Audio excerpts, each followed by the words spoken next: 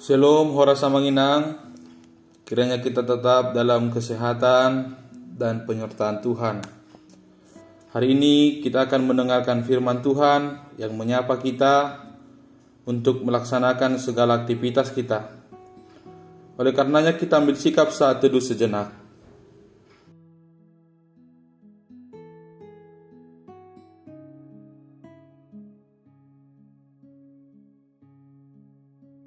Amin. Firman Tuhan pada hari Sabtu 31 Mei 2025 didasarkan pada Kolose pasal yang pertama ayat yang ketiga.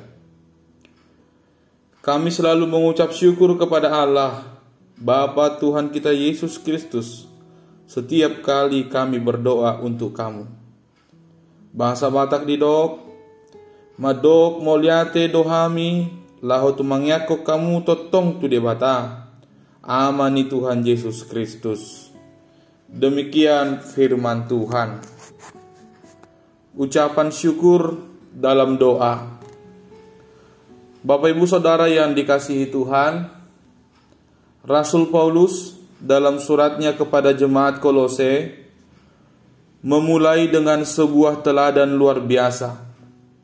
Ia mengucap syukur kepada Allah bukan karena ia mengenal mereka secara pribadi, melainkan karena ia mendengar tentang kesetiaan kepada Kristus dan kasih mereka terhadap sesama.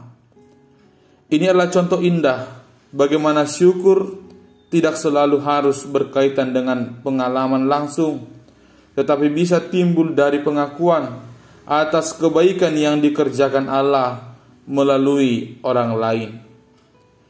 Setiap kali kita berdoa, Paulus mengingatkan bahwa syukur harus hadir dalam setiap permohonan dan pujian kita. Mengapa ini begitu penting? Karena di dalam Kristus kita telah menerima segala berkat dan kebaikan yang tak terhitung dari Allah. Allah yang adalah Bapa Tuhan kita Yesus Kristus mengaruniakan kasih-Nya kepada kita melalui iman, dan di dalam doa kita diingatkan akan sumber segala berkat itu, yaitu Kristus. Paulus mengajarkan bahwa ucapan syukur bukan hanya tentang menerima apa yang kita butuhkan, tetapi juga mengakui bahwa semua yang kita miliki berasal dari kasih dan rahmat Allah. Dalam setiap doa, kita diundang untuk mengarahkan pandangan kita kepada Dia yang adalah sumber segala kebaikan.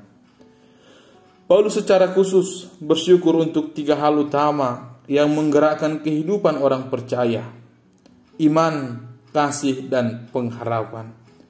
Iman kepada Kristus menjadi dasar yang teguh dalam perjalanan rohani kita.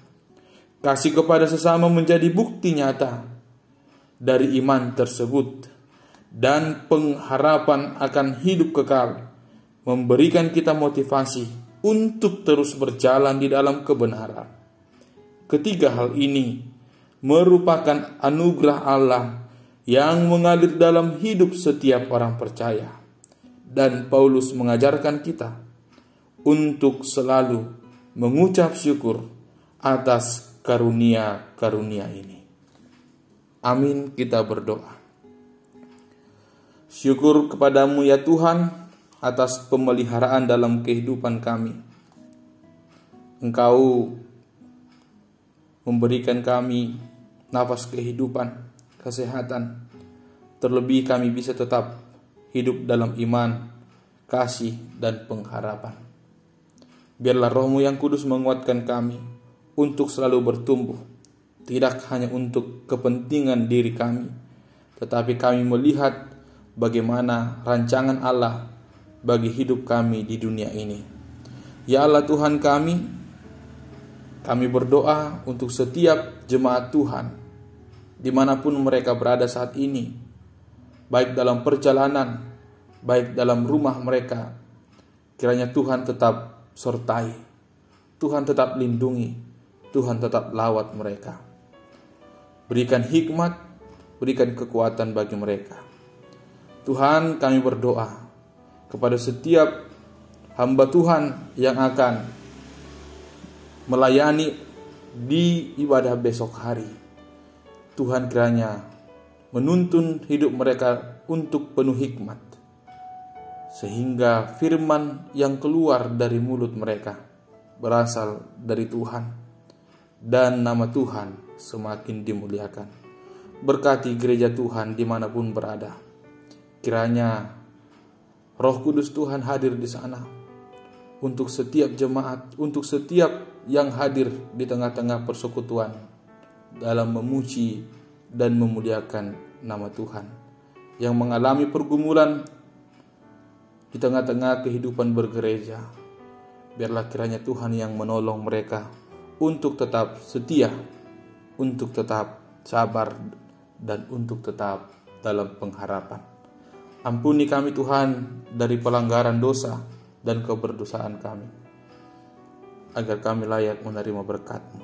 Di dalam Kristus Yesus kami telah memohon. Anugerah Tuhan kita Yesus Kristus, kasih setia dari Allah Bapa, dan persekutuan Roh Kudus kiranya menyertai saudara sekalian. Amin.